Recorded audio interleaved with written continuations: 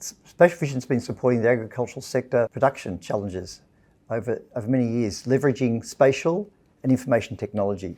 We have developed decision support tools that often leverage online mapping and leverage, real-time information derived from satellites and monitor change over time that supports landholders. We often are working though with not the landholder, but with their grower groups, state government agencies, and some of the co-ops of farmer groups, or other consultants in the sector, just helping them with evidence-based decision making. And often we do work with a lot of the peak bodies as well, so those sort of grower groups that are responsible for a large sector, i.e. the cropping industries or the meat and livestock areas of Victoria, if not Australia as well.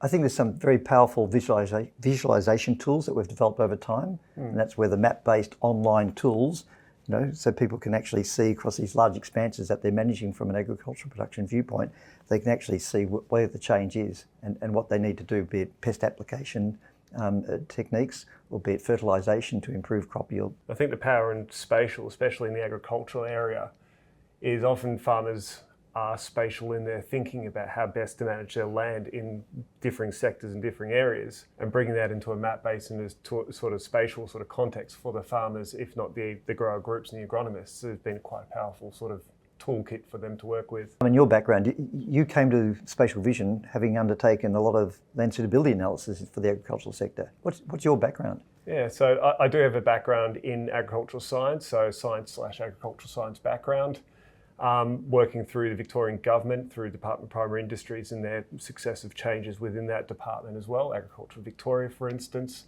Been working with growers and farmers and trying to inform models about where best to plant and where are the more suitable areas across the landscape to actually look at crop yields, if not grazing as well.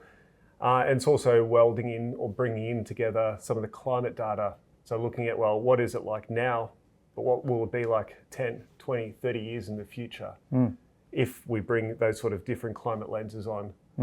So in terms of the landscape, the soils and the actual aspect and the slope and the landscape factors don't change too much, but it is climate that's ever changing. And it's climate that's ever influencing a lot of the agricultural land. Harman, that background of yours in site suitability is a great background to some of the work we've been doing with Agriculture Victoria, looking at where they can grow crops in the future, but also what's going to happen to existing cropping areas or wine production areas, which are very dear to us, and forestry sector issues. So yeah, that modelling has been very significant. You do a lot of background work with the climate data and also support the modelling that's required. Do you want to take us through that?